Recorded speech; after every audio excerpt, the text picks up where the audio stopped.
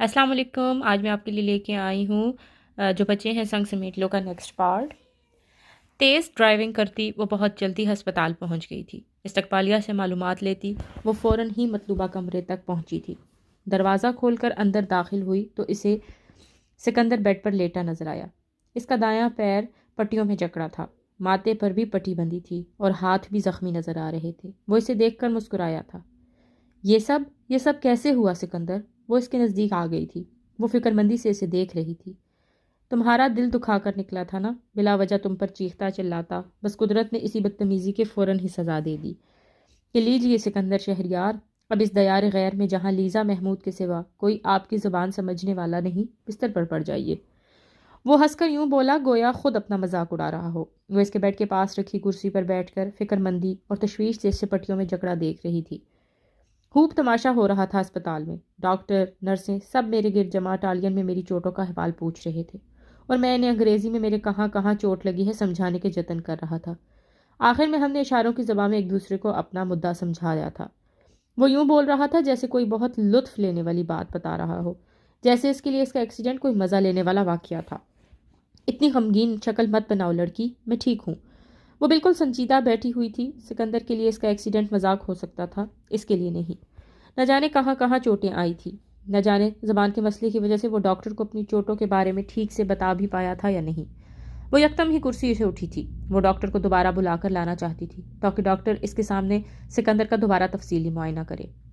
کہاں چلی؟ بیمار کی عادت پھولوں کے ساتھ کی جاتی ہے، تم میرے لیے پھول بھی نہیں لائی؟ کہیں پھول لینے ہی تو نہیں جا رہی ہو؟ اس کا وہ تلخ موڈ، اس کا بیزار اکتایا ہوا انداز، جیسے وہ ساری دنیا سے خفا ہو، یکدم ہی تبدیل ہو گیا تھا۔ وہ اپنے ایکسیڈنٹ کی بات کر کے، اپنی چوٹوں کا ذکر کر کے حز اٹھا رہا تھا، جیسے اس سے بہت مزہ آ رہا ہو۔ کیا وہ اپنا ایکسیڈنٹ ہو جانے پر خوش تھا؟ یہ بہت ہی عجیب سا خیال اس کے دل میں ابھرا تھا۔ نہیں، وہ ایک نارمل انسان ہے۔ وہ ایک پریشان ہونے والی، فکر کرنے والی بات پر خوش کیوں کر ہو سکتا ہے؟ ڈاکٹر کو بلانے۔ ڈاکٹر کو؟ مگر کیوں؟ وہ سکندر کی بات کا جواب دینے کے لیے وہاں رکی نہیں اور تیزی سے کمرے سے نکل گئی تھی۔ 10-15 منٹ کے بعد ڈاکٹر کے ساتھ وہ دوبارہ وہاں موجود تھی۔ ڈاکٹر اسے مطمئن کرنے کے لیے سکندر کا دوبارہ تفصیلی معائنہ کر رہا تھا، اگرچہ وہ اسے پہلے ہی یہ بتا چکا تھا کہ اس کے دوست کو فوری، بروقت اور بہترین ٹریٹمنٹ دیا جا چکا ہے۔ سکندر کی چوٹوں کے بارے میں ڈاکٹر سے اس کی تفصیلی بات کوریڈور میں ہو گئی تھی۔ سب سے زیادہ چوٹ سکندر کے پیر میں لگی تھی، باقی چوٹیں فکر کرنے والی نہیں تھیں، مگر پیر کی چوٹ کے لیے ڈاکٹر نے کہا تھا ہسپتال سے ڈسچارج ہو جانے کے بعد بھی اگلے 1 سے 2 ہفتے بڑی احتیاط سے کام لینا ہوگا۔ ڈاکٹر سکندر کا دوبارہ معائنہ کر رہا تھا اور وہ اس سے اردو میں پوچھتی جا رہی تھی، تمہارے اور تو کہیں چوٹ نہیں لگی نا؟ تمہیں کسی اور جگہ تو درد نہیں ہو رہا نا؟ وہ اس طرح مسکراتا ہوا مطمئن سا لیٹا تھا۔ ڈاکٹر معائنہ کر لینے کے بعد اسے اطمینان دلاتا وہاں سے جانے لگا۔ تب اس نے سکندر کی دوائیوں اور احتیاط کے متعلق چند اور سوالات کیے۔ ڈاکٹر اس کے سوالوں کے تسلی بخش جوابات دے کر وہاں سے چلا گیا تھا۔ ہو گئی تسلی؟ صحیح کہہ رہا تھا نا کہ میں ٹھیک ہوں؟ تمہارے پیر میں کافی سیریس چوٹ لگی ہے سکندر، یہ مذاق کی بات نہیں ہے۔ کافی وقت لگے گا تمہاری چوٹ ٹھیک ہونے میں، وہ بھی اگر تم احتیاط رکھو گے، ڈاکٹر کی ہدایات پر عمل کرو گے تب۔ وہ اس کے پاس واپس آ کر کرسی پر بیٹھ گئی تھی۔ وہ جواباً لاپرواہی سے مسکرا رہا تھا۔ اس کا ڈنر لیٹ ہو گیا تھا، اس لیے اب اس کے لیے ٹرے میں رات کا کھانا لایا گیا تھا۔ کھانا کھا لو سکندر۔ ہاں واقعی مجھے بھوک لگ رہی ہے۔ وہ اٹھ کر بیٹھنے کی کوشش کرنے لگا۔ اس نے فوراً ہی اس کے کندھے پر ہاتھ رکھ کر اسے اٹھنے سے روکا۔ ابھی زیادہ ہلو جلو نہیں، کہیں پھر بلیڈنگ نہ شروع ہو جائے، لیٹتے رہو۔ پھر اس نے پلیٹ ہاتھ میں اٹھائی اور چاول بھر کر چمچ اس کے منہ کی طرف بڑھایا تھا۔ سکندر اس کی طرف بہت غور سے دیکھ رہا تھا مگر بولا کچھ نہیں۔ منہ کھولو، کیا ہو گیا ہے؟ اس نے قدرے خفگی سے کہا تو اس نے منہ کھولا۔ فش بھی ہے، لوگے؟ اس نے دوسری پلیٹ میں رکھی مچھلی کے پیس کی طرف اشارہ کیا۔ سکندر نے جواب سرسپات میں ہلا دیا۔ وہ اسے کانٹے سے فش بھی کھلانے لگی تھی۔ وہ خاموش لیٹا نوالے چباتا ہوا اسے دیکھ رہا تھا۔ تمہارا ایکسیڈنٹ کیسے ہوا تھا سکندر؟ چمچ اس کے منہ کی طرف بڑھاتے ہوئے اس نے پوچھا۔ پتہ نہیں، میں ولا بورگیز سے باہر نکل کر سڑک پر تھوڑا ہی آگے گیا ہوں گا کہ ایک تیز رفتار گاڑی نے ٹکر مار دی۔ غلطی شاید کچھ گاڑی والے کی تیز رفتاری کی بھی تھی اور کچھ میری لاپرواہی کی بھی۔ اب ٹھیک سے یاد بھی نہیں آ رہا کہ ہوا کیا تھا۔ مجھے گاڑی میں ڈال کر ہسپتال بھی وہ گاڑی والا ہی لایا تھا۔ شکر ہے زیادہ چوٹیں نہیں آئیں۔ تمہارے پیر کی چوٹ بھی جلدی ٹھیک ہو جائے گی انشاءاللہ، وہ بہت سچائی اور اپنائیت سے بولی تھی۔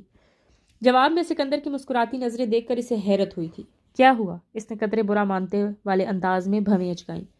تمہاری اردو انجوائے کر رہا ہوں، تمہاری اٹالین لہجے والی اردو مجھے بہت اچھی لگتی ہے۔ وہ جواباً کھلکھلا کر ہنسی تھی۔ میں اردو بس نینی کے ساتھ بولتی ہوں، یا اپنے پاپا اور ان کی وائف کے ساتھ، یا پھر کبھی کبھار سیم کے ساتھ، اور اب تمہارے ساتھ بول رہی ہوں۔ دیکھو، میرے غلط تلفظ اور لفظوں کی ادائیگی پر ہنسو مت۔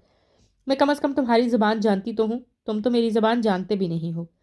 آج شام سے کیا ہوا تھا؟ وہ اتنے غصے میں کیوں آ گیا تھا؟ اس نے اتنے جارحانہ رد عمل کیوں ظاہر کیا تھا؟ وہ خود کو تکلیف اور اذیت میں پڑا دیکھ کر خوش کیوں تھا؟ شدید خواہش کے باوجود بھی اس نے ان میں سے کوئی بات نہیں پوچھی تھی۔ اسے سکندر سے یہ سوالات کرتے ہوئے ڈر لگ رہا تھا۔ ایسا لگ رہا تھا کہ وہ پھر ناراض ہو جائے گا، اور وہ نہ تو اس کا موڈ خراب کرنا چاہتی تھی، نہ ہی اسے ناراض کرنا چاہتی تھی۔ وہ اسے سویٹ ڈش بھی کھلا چکی تھی۔ تھینکس لیزا، تم مجھے دیکھنے آئی۔ پتہ ہے تمہارے آنے سے میرا موڈ اچھا ہو گیا ہے۔ یہ تو میرے لیے بڑے اعزاز کی بات ہے۔ سکندر کو میرا آنا اچھا لگا ہے۔ وہ شرارت بھرے انداز میں مسکرائی تھی۔ سکندر نے اس کی مسکراہٹ کا ساتھ دیا۔ کافی منگواؤں تمہارے لیے؟ نہیں، اب اور کچھ بھی نہیں لوں گا، آرام کرنا چاہتا ہوں اب۔ تم بھی، میرا خیال ہے اب اپنے گھر جاؤ، کافی دیر ہو گئی ہے، وہ سنجیدگی سے بولا تھا۔ فی الحال تو میں کہیں نہیں جا رہی ہوں سینیور سکندر۔ وہ اسے اس حالت میں تنہا چھوڑ کر کبھی بھی نہیں جا سکتی تھی۔ کیا وہ تکلیف میں مبتلا اپنے دوست کو تنہا چھوڑ کر گھر چلی جاتی؟ اس کی دیکھ بھال کرنے والا یہاں کوئی بھی نہیں تھا۔ وہ اس کے ملک، اس کی زبان سے انجان تھا۔ سوال ہی پیدا نہیں ہوتا تھا کہ وہ اسے چھوڑ کر گھر چلی جاتی۔ وہ سکندر سے کچھ کہنے کے لیے لب واہ کر رہی تھی کہ اسی وقت اس کے موبائل پر نینی کی کال آنے لگی۔ ہیلو جی نینی۔ وہ گھر سے نینی کو دروازے سے بس یہ بتاتی نکلی تھی کہ کہیں باہر جا رہی ہوں، سو اب فکر میں مبتلا ہو کر اس کا فون آنا لازمی تھا۔ گھر کب آؤ گی لیزا؟ نینی، میرا دوست ہے نا سکندر، اس کا ایکسیڈنٹ ہو گیا ہے، میں اس کے پاس ہسپتال میں ہوں، صبح آؤں گی گھر، آپ سو جائیں۔ اس نے سکندر کی اپنی جانب اٹھتی نگاہیں دیکھی جن سے وہ اسے منع کرنا چاہ رہا تھا کہ وہ یہاں نہ رکے۔ لیزا نے اسے نظر انداز کرتے ہوئے نینی کو جواب دیا، پھر خدا حافظ کہہ کر فون بند کر دیا۔ لیزا تم گھر جاؤ پلیز، میں ٹھیک ہوں، اور ویسے بھی مجھے یہ بالکل اچھا نہیں لگے گا کہ تم میری وجہ سے بے آرام ہو۔ وہ سنجیدگی اور بردباری سے بولا، میں آپ کے پاس یہاں رک رہی ہوں، چاہے آپ کو اچھا لگے چاہے برا۔ وہ دھونس جمانے والے انداز میں بولی تھی۔ لیزا پلیز، سکندر پلیز، اس نے اس کے انداز میں دہرایا، گویا تم نہیں مانو گی۔ وہ ہار ماننے والے انداز میں بولا، ہاں میں نہیں مانوں گی، تم جلدی سے ٹھیک ہو جاؤ پھر میں تمہارا پیچھا چھوڑ دوں گی، مگر اس سے پہلے نہیں۔ مغرور، بدتمیز اور خود پسند سکندر شہریار کو دیکھنے کی عادت ہو گئی ہے مجھے۔ یہ ہسپتال میں زخمی اور بیمار پڑا سکندر شہریار مجھے بالکل اچھا نہیں لگ رہا۔ مصورہ، اس جملے میں آپ مجھ سے اپنی دوستی ظاہر کرنا چاہ رہی ہیں یا دوستی کی آڑ میں میری برائیاں گنوانا چاہ رہی ہیں؟ میں سمجھ نہیں سکا۔ وہ اسے گھور کر دیکھتا ہوا مصنوعی ناراضی سے بولا تھا۔ وہ جواباً کھلکھلا کر ہنسی تھی۔ تمہارا جو دل چاہے سمجھ لو۔ نرس سکندر کو دوا دینے کمرے میں آئی تھی۔ اس نے سکندر کو دی جانے والی دواؤں کے متعلق نرس سے سوالات کیے تھے۔ ان میں چند پین کلرز تھیں اور ایک نیند لانے کے لیے دی جانے والی دوا تھی، کیونکہ ڈاکٹر کا اندازہ یہی تھا کہ اگلی چند راتیں اور دن سکندر کے بہت تکلیف میں گزرنے تھے اور وہ پرسکون نیند ہو سکے اس لیے اسے ادویات دی جا رہی تھیں۔ نرس دوا دے کر چلی گئی تھی تب اس نے اٹھ کر کمرے کی لائٹ بند کر دی۔ سونے کی کوشش کرو سکندر۔ میں تو سو جاؤں گا، مگر تم کیا ساری رات یہاں اسی طرح بیٹھی رہو گی؟ سکندر نے بے چین ہو کر پہلو بدلا تھا۔ پیر پٹیوں میں جکڑے ہونے کے سبب وہ کروٹ لینے سے قاصر تھا۔ شاید ایک ہی طرف لیٹے لیٹے اسے الجھن ہونے لگی تھی۔ مجھے نیند آئے گی تو صوفے پر لیٹ جاؤں گی، تمہیں کروٹ دلاؤں؟ وہ اٹھ کر اس کے پاس آ گئی تھی۔ اس نے بڑی آہستگی سے اسے کروٹ لینے میں مدد دی تھی۔ تھینکس، وہ بہت ہلکی آواز میں بولا تھا۔ اب تم آنکھیں بند کر کے سونے کی کوشش کرو۔ وہ مسکرا کر دوستانہ انداز میں بولی تھی۔ اوکے، مگر پلیز تم بھی صوفے پر لیٹ جاؤ۔ سکندر نے آنکھیں بند کر لیں۔ وہ واپس کرسی پر بیٹھ گئی تھی۔ تھوڑی ہی دیر بعد اسے اندازہ ہو گیا تھا کہ وہ سو گیا ہے۔ اچھا تھا اسے نیند آ گئی تھی، ورنہ اس کی رات بڑی تکلیف میں گزرتی۔ سوتے میں وہ کئی بار تکلیف سے کراہا تھا، کئی بار بے چینی سے اس نے پہلو بدلا تھا، اپنے پیر کو ہلانے کی کوشش یوں کی تھی جیسے شدید درد ہو رہا ہو۔ تکلیف سے ہی اسے بخار چڑھ گیا تھا۔ اس نے اٹھ کر اسے کمبل اڑایا تھا۔ وہ ڈاکٹر کو بلا کر لائی تھی۔ ڈاکٹر کے اطمینان دلانے پر پریشانی کی کوئی بات نہیں، وہ یہ کہہ کر بخار کے لیے بھی سکندر کو دوا رات دے چکی ہے۔ وہ دوبارہ کرسی پر بیٹھ گئی تھی، مگر تھوڑی دیر بعد وہ یہ ضرور چیک کر رہی تھی کہ بخار تیز تو نہیں ہو گیا۔ اسے شدید پیاس لگ رہی تھی، ایسا لگ رہا تھا جیسے حلق بالکل سوکھ گیا ہے۔ پیاس کے شدید احساس سے ہی اس کی آنکھ کھلی تھی۔ اس نے آنکھیں کھول کر دیکھا تو ایک اجنبی کمرے میں خود کو موجود پا کر حیران سا ہوا، مگر اگلے ہی پل پیر سے اٹھتی درد کی ٹیسوں نے اسے یاد دلا دیا ہے کہ وہ کہاں پر ہے۔ اس نے پہلے سر سے پاؤں تک خود کو دیکھا۔ وہ جس کروٹ سویا تھا اس سے اٹھا نہیں تھا، وہ کچھ بھی اوڑے بغیر سویا تھا، مگر کمبل اوڑھ رکھا تھا۔ کمرے میں ہنوز اندھیرا تھا، مگر کھڑکی سے باہر نظر جانے پر اندازہ ہو رہا تھا کہ ایک نیا دن طلوع ہوا ہی چاہتا ہے۔ وہ لیٹے لیٹے ہر طرف نظریں گھما رہا تھا۔ اس نے لیزا کی طرف دیکھا۔ وہ بیڈ کے پاس رکھی کرسی پر اسی طرح بیٹھی تھی جس طرح رات کو بیٹھی ہوئی تھی۔ وہ کرسی سے ٹیک لگائے سو رہی تھی. اس کی وجہ سے اس نے ساری رات اس طرح تکلیف میں گزاری ہے. اسے شرمندگی کا احساس ہوا. اس سے ساری رات ساری زندگی کبھی کسی سے کوئی احسان نہیں لیا تھا. وہ اس وقت اس نے اپنے شدید قسم کی بے چینی محسوس کی. اسے اندازہ ہو رہا تھا کہ وہ رات بھر اس کا دھیان رکھتی رہی ہے، اسے کروٹ بدلواتی رہی ہے، اسے سردی تو نہیں لگ رہی، وہ بحرام تو نہیں، اس سب کا خیال رکھتی رہی ہے. ایسا کوئی دوستانہ اور غیر معمولی سلوک اس نے لیزا کے ساتھ کبھی روا نہ رکھا تھا کہ بدلے میں اس کے خلوص اور اپنائیت کی توقع رکھتا. مگر وہ تو ایسی ہی دوستانہ مزاج اور دوسروں کی پرواہ کرنے والی لڑکی تھی. یہی بتایا تھا روبرٹو نے اسے لیزا کے بارے میں، مگر وہ اپنا خلوص اور اپنی اچھائی بہت ہی غلط جگہ، بہت ہی غلط انسان پر ضائع کر رہی تھی. اس نے اپنے لیے نفرت سے سوچا. اس نے پہلو بدلنے کی کوشش کی. لیزا اتنی چوکس نیند سو رہی تھی کہ معمولی سی آواز سے بیدار ہو گئی تھی. ایک دم ہی سیدھے ہو کر بیٹھتے ہوئے اس نے اسے دیکھا. کیا ہوا؟ کچھ چاہیے سکندر؟ پانی، وہ آہستگی سے بولا. لیزا جلدی سے اٹھی. اس نے گلاس میں پانی ڈالا، پھر اپنے ہاتھ سے اسے لیٹے لیٹے پانی پلانے لگی. وہ اتنا پیاسا تھا کہ پورا گلاس 2 گھونٹ میں پی گیا تھا. اور لاؤں؟ نہیں، اس نے سنفی میں سر ہلایا. گلاس واپس رکھو. وہ پھر اس کے پاس آئی تھی. اس نے اس کے ماتھے پر ہاتھ رکھا تھا. شکر ہے ٹیمپریچر کم ہو گیا. وہ اس کو یہ کہہ کر ہٹی تھی. تمہیں ٹھیک سے نیند آئی نہ سکندر؟ وہ سوال پوچھتے ہوئے کھڑکی کے پاس جا رہی تھی. نیند؟ اس نے حیران ہو کر دیکھا. وہ اتنی بے خبری والی گہری نیند سو گیا. اس نے سوتے میں وہ خواب کیوں نہیں دیکھے؟ وہ روتا اور چیختا ہوا بیدار کیوں نہیں ہوا؟ لیزا کھڑکیوں پر سے پردے ہٹا رہی تھی. کھڑکی کھول دوں؟ صبح ہو رہی ہے، تازہ ہوا کمرے میں آئے گی، تم اچھا محسوس کرو گے. وہ کھڑکی پر ہاتھ رکھ کر کھڑی تھی. اس کی سوچوں سے انجان وہ گردن گھما کر سوالیہ نگاہوں سے اسے دیکھ رہی تھی. اس سے کچھ بولا نہ جا سکا. اس نے سر اس بات میں ہلا دیا. لیزا نے کمرے کی تمام کھڑکیاں کھول دی تھی. صبح کی تازہ ہوا کمرے کے اندر آنے لگی تھی. باہر ایک نیا دن طلوع ہو چکا تھا. اس کے لیے ناشتہ آ گیا تھا. اس بار اٹھ کے بیٹھنے کی کوشش میں وہ کامیاب ہو گیا تھا. اس نے مدد نہیں مانگی تھی، وہ خود اٹھ کر بیٹھ رہا تھا. آرام سے، آہستہ آہستہ سکندر، تمہارے زخم ابھی بھی بالکل تازہ ہیں. اس نے سکندر کے شانے سے اپنے ہاتھ رکھ کر اسے بیٹھنے میں مدد دی تھی. وہ بیٹھا تو لیزا نے اس کی کمر کے پیچھے تکیے لگا دیے تھے. اس نے اس کے لیے سلائس پر مکھن لگایا تھا. تم بھی ناشتہ کرو. اس کے ہاتھ سے سلائس لیتے ہوئے اس نے کہا. یہ ناشتہ پیشنٹ کے لیے ہے. وہ مسکرائی تھی. پیشنٹ چاہتا ہے اس کے تیماردار بھی اس کے ساتھ ناشتہ کرے، اور ویسے بھی پیشنٹ اتنا خوش خوراک نہیں کہ یہ سب کھا جائے. وہ اسی کے انداز میں جواباً مسکرا کر بولا تھا. لیزا نے اس کے ساتھ ناشتہ شروع کر دیا. تم رات بھر سوئی نہیں ہو نا؟ اس نے آہستگی سے پوچھا. وہ بالکل روکھا پنیر کھانے لگی. تمہارے سامنے سو تو رہی تھی. تم آملیٹ تو لو. وہ جیسے اپنی اچھائی کے بارے میں زیادہ بات نہیں کرنا چاہتی تھی. لیزا، میں تم سے اپنے کل کے رویے کی معذرت کرنا چاہتا ہوں. تم اپنے 10 کام چھوڑ کر مجھے ولا بورگیز گھمانے لے کر گئی تھی. مجھے تمہارے ساتھ اس طرح بدتمیزی سے بات نہیں کرنی چاہیے تھی. میں تم سے بہت شرمندہ ہوں. وہ ناشتہ روک کر یکدم ہی اس سے سنجیدگی سے بولا تھا. زندگی نے اس کے ساتھ جو کچھ بھی کیا تھا، اس کا مطلب یہ ہرگز نہیں تھا کہ وہ اپنے اندر کی کڑواہٹیں دوسروں پر نکالتا پھرے. وہ دوسرے بھی کون؟ یہ لیزا محمود، جو خلوص اور محبت سے لبالب بھری ایک بہت اچھی لڑکی تھی. اپنے رویے کی بدصورتی پر وہ لیزا سے حقیقتاً شرمندہ تھا. لیزا نے بھی ناشتہ روک دیا تھا. وہ اس کی آنکھوں میں دیکھ رہی تھی. تمہیں معذرت کرنے کی ضرورت نہیں ہے سکندر. میں نے تمہاری کسی بھی بات کا برا نہیں مانا. میں بس یہ نہیں سمجھ سکی کہ تمہیں اچانک ہو کیا گیا تھا. میں اس بارے میں بات نہیں کرنا چاہتا لیزا. پلیز تم مائنڈ مت کرنا. وہ جواباً بہت آہستگی اور نرمی سے بولا تھا.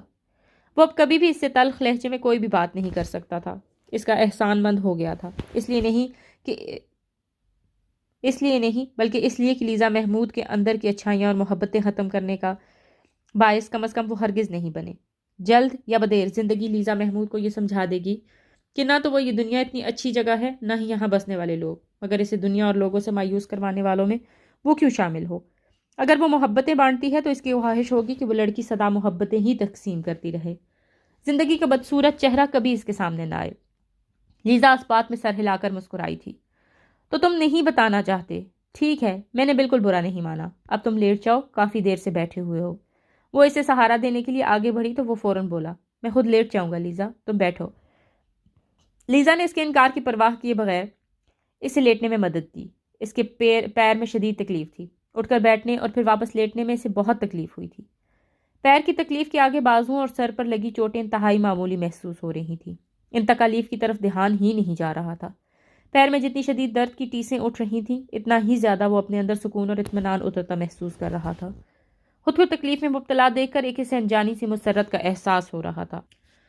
کل ایکسیڈنٹ کے بعد جب وہ سڑک پر زخمی پڑا تھا، اس کے پیر، بازوؤں اور سر سے خون بہہ رہا تھا، تب بجائے پریشان ہونے کے، تکلیف اور درد محسوس کرنے کے، وہ خوش ہو رہا تھا۔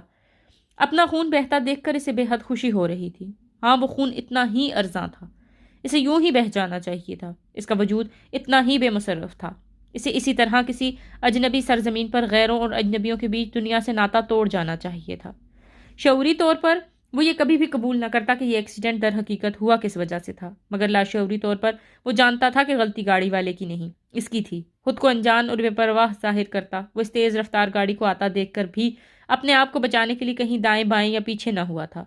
وہ گاڑی سے ٹکر مارتے ہوئے 2 قدم آگے جا کر رکی تھی۔ ڈرائیور نے فوراً بریک لگاتے ہوئے، مگر رکتے رکتے بھی گاڑی سے ٹکر مار ہی چکی تھی۔ وہ سڑک پر اوندھے منہ پڑا سرشاری سے مسکرایا تھا۔ وہ نہ مدد کے لیے چلایا تھا، نہ درد اور تکلیف سے کسی کو پکارا تھا۔ اس نے گاڑی کے ڈرائیور سے یہ درخواست بھی نہیں کی تھی کہ وہ اسے ہسپتال لے جائے۔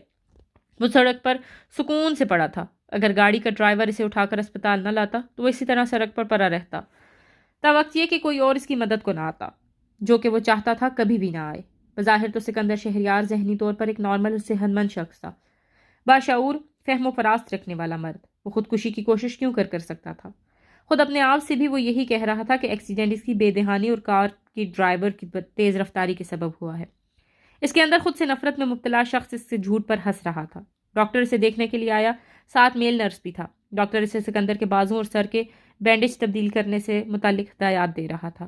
وہ سکندر کے زخمی پیر کو مختلف انداز میں ہلا جلا کر دیکھ رہا تھا۔ پیر کی پٹیاں فی الحال نہیں کھولی جانی تھیں۔ وہ دیکھ رہا تھا کہ لیزا ڈاکٹر کے پاس کھڑی اٹالین میں جلدی جلدی بولتی اس کی چوٹوں ہی کے متعلق ڈاکٹر سے بات کر رہی تھی۔ غالباً اس کی رات کی بے سکونی اور تکلیف ڈاکٹر کو بتا رہی ہوگی۔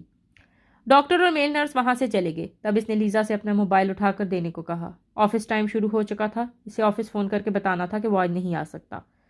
اسے دوحہ اپنے ہیڈ آفس بھی فون کر کے اپنے ایکسیڈنٹ کی اطلاع دینی تھی۔ وہ ہسپتال میں بیٹھ کر آفس کا کچھ ضروری کام کرنا چاہتا تھا۔ اس کے لیے اسے آفس سے کچھ معلومات اور چند فائلز درکار تھیں۔ اسے یہ تمام چیزیں ای میل کر دی جائیں۔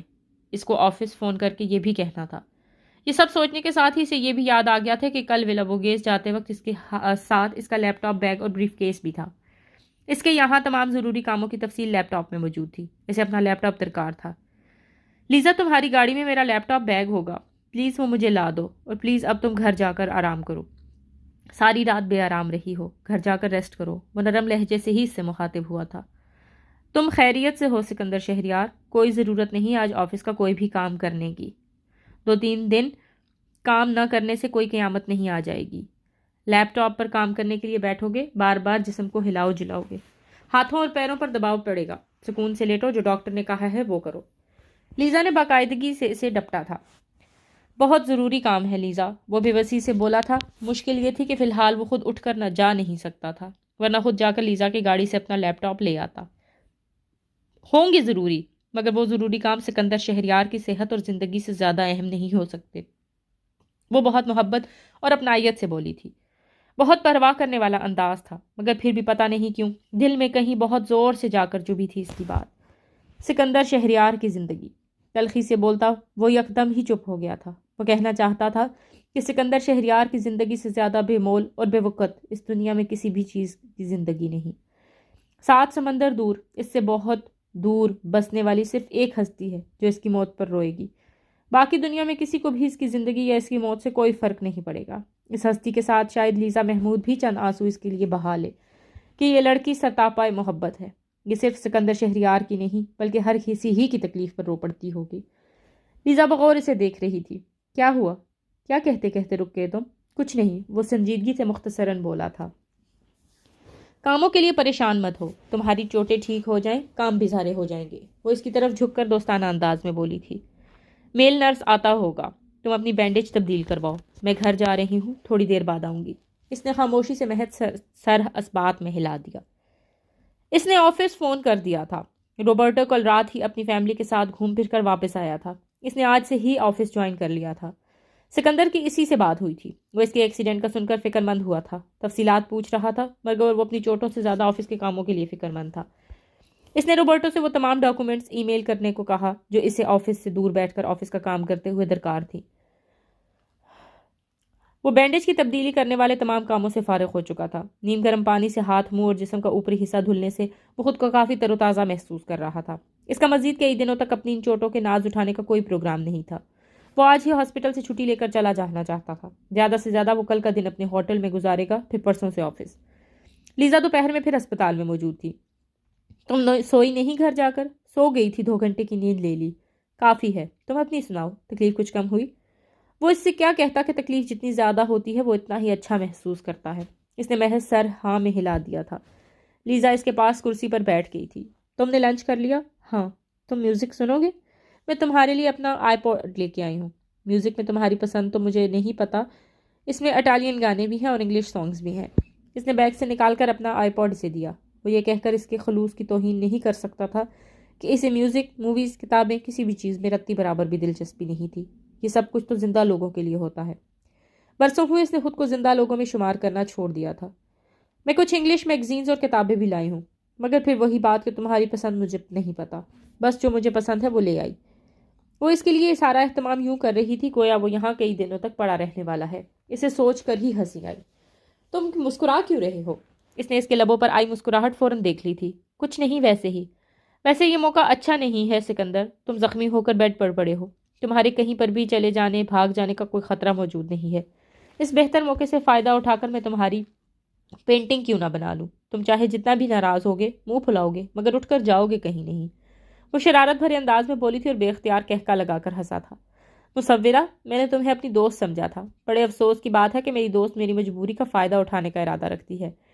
اس نے تعصب سے سر ہلا کر جیسے اسے شرمندہ کرنے کی کوشش کی تھی۔ وہ ایک اجنبی ملک میں ہلنے جلنے، چلنے پھرنے سے قاصر ہو کر ہسپتال میں پڑا تھا، چاہے اسے اپنی صحت اور زندگی کے پرواہ تھی یا نہیں، مگر بہرحال اسے یہاں پر اپنا کام مکمل کر کے دوحہ اپنے ہیڈ آفس رپورٹ کرنی تھی۔ وہ ایک پریشان کن صورتحال تھی اور وہ لیزا کے ساتھ بڑے ہلکے موڈ میں ہنسی مذاق کر رہا تھا۔ وہ ہمیشہ کی طرح اس کے ساتھ باتیں کرنے، اس کے ساتھ وقت گزارنے کا انجوائے کر رہا تھا۔ شاید نہیں بلکہ یقیناً یہ کمال اس لڑکی کا تھا، ورنہ وہ ایک عمر گزری وہ تو ہنسنے والی باتوں پر بھی ہنسنا بھول بیٹھا تھا۔ نہیں سکندر، میں آپ کی مجبوری کا فائدہ ہرگز نہیں اٹھاؤں گی۔ میں آپ کی پینٹنگ اس وقت بناؤں گی جب آپ خود مجھے اس خوشی سے اجازت دیں گے، وہ مسکراتے ہوئے جواباً بولی تھی۔ لیزا سے باتیں کرتے کرتے کب اس کی آنکھ لگ گئی تھی اسے بالکل یاد نہیں تھا۔ اس کی آنکھ کھلی تو شام کے 6 بج رہے تھے۔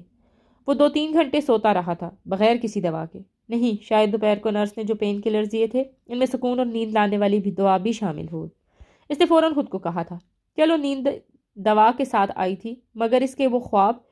اس نے فوراً ہی اپنے اندر سے ابھرتے اس سوال کو ذہن سے جھٹکا۔ اٹھ گئے تم؟ وہ اس کے پاس کرسی پر بیٹھی ہوئی تھی، اپنے ساتھ لائی کسی کتاب کے ورق گردانتی کر رہی تھی۔ ہاں، کافی دیر سو گیا میں۔ اچھا ہے نا، جتنا آرام کرو گے خود کو ریلیکس رکھو گے اتنی ہی جلد ٹھیک ہو جاؤ گے، وہ مسکرا کر خلوص انداز میں بولی تھی۔ تمہارے لیے سنیکس اور کافی آئی تھی، تم سو رہے تھے تو میں نے واپس لوٹا دی، اب بول کر آتی ہوں۔ ویسے تم کافی کی جگہ چائے تو نہیں لینا چاہتے؟ اصل میں یہاں کافی کا استعمال زیادہ ہے، لوگ چائے کچھ خاص پسند نہیں کرتے۔ وہ کرسی پر سے اٹھتے ہوئے بولی تھی۔ کافی ہی ٹھیک ہے، بلیک، تم اپنے لیے بھی لے کر آنا، وہ بغیر تکلف کے بولا تھا۔ لیزا سر ہلاتی وہاں سے چلی گئی۔ وہ مشرومز اور پنیر والا سینڈوچ کھا رہا تھا۔ لیزا کو کوکیز کھا رہی تھی۔ کھانے کے لیے اٹھ کر بیٹھنے میں اس نے لیزا کی مدد لینے سے منع کرنا چاہا تھا، مگر اس نے پھر بھی اس کی مدد کی تھی۔ لیزا، ابھی ڈاکٹر آئے گا نا تو تم اس سے کہنا مجھے ہسپتال سے چھٹی چاہیے۔ ڈاکٹر تک اپنا مدعا پہنچانے کے لیے اسی لیزا کی ضرورت تھی۔ وہ آج ہی ہاسپٹل سے چلا جانا چاہتا تھا۔ کیا مطلب؟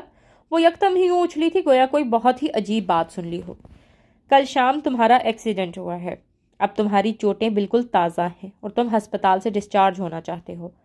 خیریت ہے نا؟ وہ ڈانٹتے ہوئے انداز میں بولی تھی۔ لیزا، بیڈ پر لیٹ کر آرام ہی کرنا ہے نا؟ وہ میں اپنے ہوٹل میں کر لوں گا۔ یہاں ہسپتال میں اس طرح پڑھ کر مجھے ایسا لگ رہا ہے جیسے میں بالکل ہی معذور ہو گیا ہوں۔ تم اسے کچھ بھی کہو، مگر ہسپتال کا روایتی ماحول مجھ پر نفسیاتی طور پر اپنا منفی اثر ڈال رہا ہے کہ اگر میں یہاں رہا تو ٹھیک ہونے میں بہت ٹائم لوں گا۔ لیزا جواباً اس بات کی مخالفت میں کچھ کہنے ہی والی تھی کہ اسی وقت کمرے کا دروازہ کھول کر روبرٹو اندر آیا۔ اس کے ہاتھوں میں ایک گلدستہ تھا۔ اس نے اٹالین میں شام اور رات کا سلام ان دونوں کو مشترکہ طور پر کیا تھا۔ یہ کیا کر لیا تم نے میرے پیچھے ہیں؟ وہ اس سے انگریزی میں مخاطب ہوا تھا۔ وہ جواباً مسکرایا تھا۔ بیٹھو روبرٹو۔ لیزا نے اپنی کرسی روبرٹو کے لیے خالی کر دی تھی۔ روبرٹو نے مسکرا کر لیزا کو دیکھا تھا۔ تم ہو سکندر کے پاس؟ چلو یہ اچھا ہے۔ صبح جب سکندر نے مجھے اپنی ایکسیڈنٹ کا بتایا، میں یہی سوچے جا رہا تھا کہ اٹیلین نہ آنے کی وجہ سے اسے یہاں مشکل ہو رہی ہوگی۔ دوستی کی ہے سینیور سکندر سے تو اپنے دوست کا خیال تو رکھوں گی نا روبرٹو۔ وہ سامنے صوفے پر جا کر بیٹھ گئی تھی۔ اس کی وجہ سے روبرٹو اور لیزا انگریزی ہی میں باتیں کر رہے تھے۔ روبرٹو اس بات پر ذرا سا بھی حیران نہیں تھا کہ لیزا اس کے پاس ہسپتال میں کیوں ہے۔ ہاں، وہ یوں ہی تو ہر کسی کے ساتھ نیکیاں اور اچھائیاں کیا کرتی تھی۔ روبرٹو نے اسے لیزا کے بارے میں یہی تو بتایا تھا نا۔ جب روبرٹو اسپین میں تھا تو لیزا اس کی بیوی کو ہسپتال لے کر گئی تھی، اس کے پاس وہاں رہی تھی۔ یہ اچھائیاں، یہ غیر معمولی سلوک و توجہ خصوصیت کے ساتھ اس کے ساتھ نہیں تھا، بلکہ یہ اس لڑکی کے مزاج کا حصہ تھا۔ یہ اس لڑکی کے واقف ہر شخص کے لیے تھا۔ پھر آخر روبرٹو حیران ہوتا ہی کیوں؟ وہ اس کے بچپن کی دوست تھی، جانتا تھا وہ اپنی دوست کے مزاج کو۔ ہاں یہ بات تو ہے، تم سے اچھی دوستی نبھانے والا کون ہو سکتا ہے لیزا؟ روبرٹو نے مسکرا کر لیزا کی بات کا جواب دیا تھا۔ میں نے سارے ڈاکومنٹس تمہیں ای میل کر دیے تھے، مل گئے تھے نا؟ پھر اس نے سکندر سے پوچھا۔ کہاں دیکھ پایا ہوں، میرا لیپ ٹاپ لیزا کی گاڑی میں پڑا ہے، یہ مجھے لا کر نہیں دے رہی۔ وہ اپنے موبائل پر منٹ کھولنے کی کوشش کی تو ساری اٹیچمنٹس کھل نہیں سکیں۔ وہ روبرٹو کی بات کے جواب میں قدرے فکر مندی سے بولا تھا۔ اسے دفتر کے کاموں کی فکر تھی۔ ہاں تو بالکل ٹھیک کر رہی ہے۔ بائی دا وے، تمہارا لیپ ٹاپ اور بریف کیس اب میری گاڑی میں نہیں بلکہ میں نے اپنے گھر لے جا کر حفاظت سے رکھ دیا ہے۔ باتیں سنو ذرا ان محترم کی روبرٹو، مجھ سے فرما رہے ہیں میں ڈاکٹر سے کہہ دوں کہ انہیں اسپتال سے ڈسچارج کروا دوں۔ ذرا اس کی چوٹیں دیکھو اور پھر یہ بات سنو۔ اس نے پہلے اسے اور پھر روبرٹو کو ایک ہی وقت میں مخاطب کیا تھا۔ مجھے ہاسپٹلز کا ماحول سوٹ نہیں کرتا، طبیعت اجلتی ہے روبرٹو، ریسٹ کرنا ہے، باقاعدگی سے بینڈیج چینج کرواتے رہنا ہے۔ تو یہ سب تو میں ہوٹل جا کر بھی آسانی کر سکتا ہوں۔ میرا یقین کریں آپ لوگ، میں یہاں رہ کر اتنی جلدی ٹھیک نہیں ہو سکوں گا جتنا جلدی یہاں سے جا کر ٹھیک ہو جاؤں گا۔ اس کے لیے روبرٹو اتنا اہم نہیں تھا کہ وہ اپنے اس ہسپتال سے چھٹی کروانے کی وجوہات سے آگاہ کرتا۔ اس نے روبرٹو سمیت اپنے کسی بھی جاننے والے ملنے والے کو یہ حق نہیں رکھا تھا کہ وہ اس سے ذاتیات میں دخل ہوں، مگر یہاں مسئلہ لیزا محمود کا تھا۔ وہ اسے ٹوک نہیں سکتا تھا اور نہ ہی خفا ہو کر اسے اس موضوع پر بولنے سے روک سکتا تھا۔ اس لیے نہیں کہ یہاں روبرٹو موجود تھا، بلکہ اس لیے کہ اب وہ لیزا کے ساتھ تلخ ہونا نہیں چاہتا تھا۔ اگر یہ بات ہے تم نے یہاں سے جانا ہی ہے تو پھر تم میرے گھر چلو گے، ہوٹل تو میں تمہیں ہرگز نہیں جانے دوں گی۔ لیزا اس کی بات کے جواب میں فوراً دھونس بھرے انداز میں بولی تھی۔ اس کا اپنا سر پیٹنے کو دل چاہا تھا۔ وہ یہ کیا نیا قصہ نکال بیٹھی تھی؟ اب یہ ایک نئی مصیبت تھی۔ یہ بالکل بھی مناسب نہیں ہے لیزا، وہ بے حد سنجیدگی سے بولا تھا۔ کیا مناسب نہیں ہے؟ لیزا نے اسے غصے سے دیکھا تھا۔ لیزا ٹھیک کہہ رہی ہے سکندر، اگر تمہیں لگتا ہے ہسپتال کا ماحول تمہیں سوٹ نہیں کر رہا تو پھر تمہیں کسی ایسی جگہ جانا چاہیے جہاں تمہاری دیکھ بھال ہو سکے۔ لیزا اگر تمہیں اپنے گھر لے جا رہی ہے تو یہ بہت اچھا ہے، وہاں اس کی نینی ہے اور تمہارا خیال رکھ دیں گی، تم سہولت سے رہ لو گے۔ روبرٹو نے اپنی رائے پیش کی تھی۔ وہ ہسپتال سے جانے کی بات بول کر پچھتا رہا تھا۔ وہ پہلے ہی اس سے اتنا زیر بار آ چکا تھا، مزید کوئی بھی احسان لینے کا وہ متحمل نہیں ہو سکتا تھا۔ مجھے اصل میں عادت نہیں ہے اس طرح کسی کے بھی گھر میں رہنے کی، میں ایزی فیل نہیں کروں گا۔ اپنے لہجے کو نرم رکھتے ہوئے اس نے لیزا کو انکار کیا۔ وہ اپنی عادت کے مطابق صاف دو ٹوک اور بے مروتی بھرا انکار اسے کر نہیں پا رہا تھا۔ پتہ نہیں کیوں مگر اس وقت اب لیزا سے بات کرتے ہوئے یہ فکر رہتی تھی کہ وہ کوئی ایسی بات نہ کرے جس سے اس کا دل دکھے۔ تم وہاں اچھا محسوس کرو گے، یہ میری گارنٹی ہے سکندر، اور اگر تمہیں اچھا نہ لگا تو تم مجھے صاف صاف بتا دینا، میں خود تمہیں اسی وقت تمہارے ہوٹل چھوڑ آؤں گی، یہ میرا وعدہ ہے۔ وہ صوفے سے اٹھ کر بیڈ کے پاس آ گئی تھی اور دوستانہ لہجے اور اپنائیت بھرے انداز میں بولی تھی۔ مان جاؤ سینیور سکندر، تمہاری دوست لیزا محمود کا گھر کم از کم تمہارے ہوٹل سے تو زیادہ آرام دہ ہے۔ وہ بے بس سے انداز میں اسے دیکھ رہا تھا۔ وہ اس کی اپنائیت، خلوص اور محبتوں کو پانے کا ذرا سا بھی حقدار نہیں تھا، مگر وہ اس لڑکی کو انکار کیسے کرے؟ اپنائیت بھرا اصرار کر رہی تھی، وہ دوستانہ انداز میں حق جتا رہی تھی۔ وہ اس اپنائیت اور دوستانہ حق سے انکار کرنے کے لیے اسے لازماً بے مروتی اور سرد مہری کا مظاہرہ کرنا پڑتا، جو وہ اس کے ساتھ کر نہیں پا رہا تھا۔ وہ لیزا محمود کے گھر ہرگز نہیں جانا چاہتا تھا، مگر اخلاقی دباؤ میں یوں آ گیا تھا کہ اسے اس کے گھر جانا ہی پڑ رہا تھا۔ روبرٹو آدھا پون گھنٹہ بیٹھ کر وہاں سے رخصت ہو گیا تھا۔ اس کے جانے کی کچھ دیر بعد ڈاکٹر اسے دیکھنے آیا تھا۔ لیزا نے اس سے اس کی چھٹی کی بات کی تھی۔ کافی مشکلوں سے ڈاکٹر نے اسے ڈسچارج کرنے پر آمادگی ظاہر کی تھی، وہ بھی یہ کہہ کر کہ مریض اپنی ذمہ داری پر جلدی ڈسچارج ہو رہا ہے۔ اس نے سکندر کو کل آ کر دکھانے کی تاکید کی تھی۔ آرام سے آہستہ آہستہ اترو۔ وہ اس کے اپارٹمنٹ آ گیا تھا۔ لیزا نے گاڑی 20 منٹ میں لے جا کر روکی تھی۔ اب وہ اسے ہاتھ پکڑ کر باہر نکلنے میں مدد کر رہی تھی۔ اسے اپنے دائیں پاؤں پر بالکل بھی زور نہیں ڈالنا تھا۔ ڈاکٹر کی ہدایات پر وہ راستے سے آئرن کٹیج خرید کر لائے تھے۔ ڈاکٹر نے تاکید کی تھی کہ کم از کم بھی وہ اگلا 1 ہفتہ زیادہ سے زیادہ آرام کرے، اور اگر چلنا ناگزیر ہو ہی جائے تو پھر بیساکھی کے سہارے اپنے دائیں پیر پر بالکل بھی وزن ڈالے بغیر چلے۔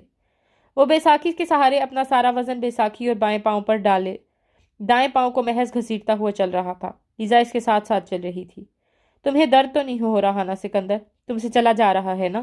مین دروازے سے اندر داخل ہوتے، لفٹ میں جاتے، باہر نکلتے، اس کے اپارٹمنٹ تک آتے آتے وہ سوال نہ جانے کتنی بار دہرا چکی تھی۔ اسے ہنسی آ گئی تھی۔ ہنسو مت، مجھے تمہاری فکر ہو رہی ہے۔ ضدی اتنے ہو کہ ہسپتال سے ڈسچارج ہو کر ہی دم لیا ہے، جبکہ ابھی 2-3 دن تک تمہیں ہسپتال میں رہنا چاہیے تھا۔ وہ اس کے ہنسنے پر چڑھ کر ناراضی سے بولی تھی۔ لیزا کے بیل بجانے پر اپارٹمنٹ کا دروازہ ایک بڑی عمر کی خاتون نے کھولا تھا۔ وہ چونکہ غائبانہ تعارف حاصل کر چکا تھا، چنانچہ جانتا تھا کہ یہ لیزا کی نینی ہے۔